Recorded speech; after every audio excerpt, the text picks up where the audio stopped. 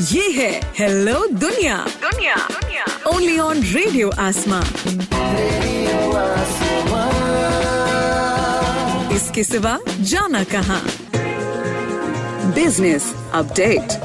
तो दोस्तों, आप सुन रहे हैं रेडियो आसमां और मैं हूं साकेत सोनी। मैं लाया हूं आपके लिए बिजनेस अपडेट, व्यापार की बातें और स्टॉक मार्केट की हलचल। अमेरिका में जो बाइडेन के राष्ट्रपति बनते ही सबसे पहला पॉजिटिव इफेक्ट आया भारत की आईटी कंपनियों पे।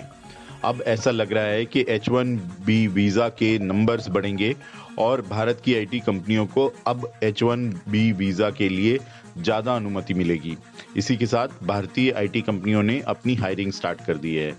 पिछले दिसंबर में उन्होंने 36,000 नई हायरिंग करी, जो पिछले साल के मुकाबले काफी ज्यादा है।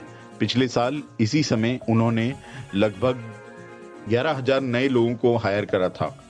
अब हमारे यहाँ पे फ्रेशर्स की भी काफी भर्ती हो रही है। TCS, इन्फोसिस और HLL ने तीनों ने मिलाकर लगभग 79,000 नए फ्रेशर्स को भर्ती करने का फैसला करा है, जो पिछले साल लगभग 67,000 पे ही था। कई आईटी कंपनियों ने अपनी सैलरी में कटौती करी थी और अब वो सैलरी वापस आ रही हैं, जिसमें TCS, Infosys, Wipro, HCL technologies, Mindtree और L&T टेक्नोलॉजी सर्विसेज ने अपनी सैलरीज को अब वापस 100% पे ले आए हैं। मारुति सुजुकी मोटर्स की कार स्विफ्ट हैचबैक अब उनकी सबसे ज्यादा बिकने वाली कार हो गई है। 2020 के अंत तक मारुति सुजुकी ने लगभग 23 लाख स्विफ्ट हैचबैक कार्स को बेचा है। एक स्टेटमेंट के मुताबिक मारुति सुजुकी ने कैलेंडर ईयर 2020 में भी काफी मुश्किलों के साथ 1,60,700 स्विफ्ट कार बेची हैं, जो कि एक रिकॉर्ड है।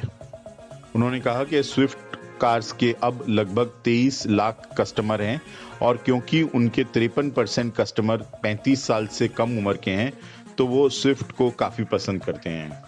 आने वाले समय में भी स्विफ्ट हैचबैक की डिमांड काफी बढ़ रही है और उसकी पूर्ति करने के लिए अब मारुति सुजुकी ने अपनी प्रोडक्शन फैसिलिटी में भी काफी बढ़ोतरी करी है। दिसंबर माह के शुरुआत में लक्ष्मी विलास बैंक को डेवलपमेंट बैंक ऑफ सिंगापुर को बेच दिया गया था। इसकी कुल कीमत लगभग 2500 करोड़ आंकी गई थी, जो डेवलपमेंट बैंक ने LVB के कैपिटल में डाली थी।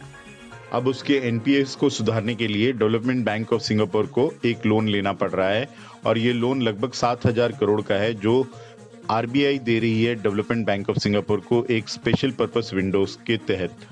ऐसा ही कुछ RBI ने पहले येस बैंक के लिए भी करा था और अब येस बैंक ने RBI से लिया गया सारा पैसा लौटा दिया है।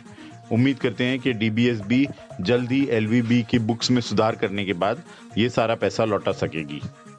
जैसा कि पहले आपको बताया गया था कि टाटा सन्स ने एयर एशिया इंडिया के अंदर 33% की हिस्सेदारी बढ़ा दी है और अब उनकी कुल हिस्सेदारी एयर एशिया इंडिया के अंदर लगभग 83% की हो गई है। इसी के साथ अब टाटा सन्स ने अपने आगे की ग्रोथ को अमल में लाना चालू कर दिया है और उन्होंने 10 नए एयरक्राफ्ट लीज पर लिए हैं। इन 10 नए एयरक्राफ्ट से वो भारत के अंदर डोमेस्टिक ऑपरेशंस चलाएंगे। इसके अलावा उन्होंने एयरबस को 3 नए A320 नियो प्लेन्स का भी ऑर्डर दिया है, जो 2022 जून तक आ जाएंगे। उम्मीद करते हैं कि टाटा सन्स की आने के बाद एयर एशिया इंडिया भारत के पैसेंजर्स और एयरक्राफ्ट इंडस्ट्री में अच्छी सर्विस मुहैया कराएंगे और एक अच्छा कंपटीशन दे सकेंगे। इलॉन मस्क की दूसरी कंपनी SpaceX ने कल एक रॉकेट भेजा जिसका नाम था फैल्कन 9, जिसमें 143 सैटेलाइट ऑर्बिट में भेजे गए। ये एक नया वर्ल्ड रिकॉर्ड हो गया।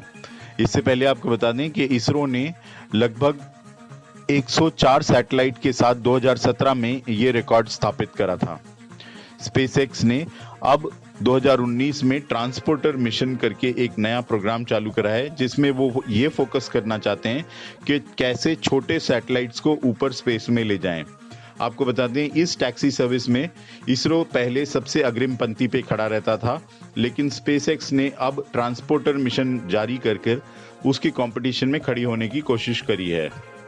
छोटे सैटेलाइट को ऑर्बिट में पहुंचाने का जो बाजार है वो पिछले कई सालों में काफी गर्म हुआ है और इसमें छोटे यानी कि लगभग रेफ्रिजरेटर के बराबर सैटेलाइट्स को छोड़ा जाता है। कई ऐसे सैटेलाइट्स हैं जो कि स्मार्टफोन से भी छोटे हैं, लेकिन इन सब के अंदर पहले इसरो काफी अच्छा कंपटीशन दे रहा था और अब स्पेसएक्स के आने की वजह से इसरो को काफी कंपटीशन देखने को मिल रहा है।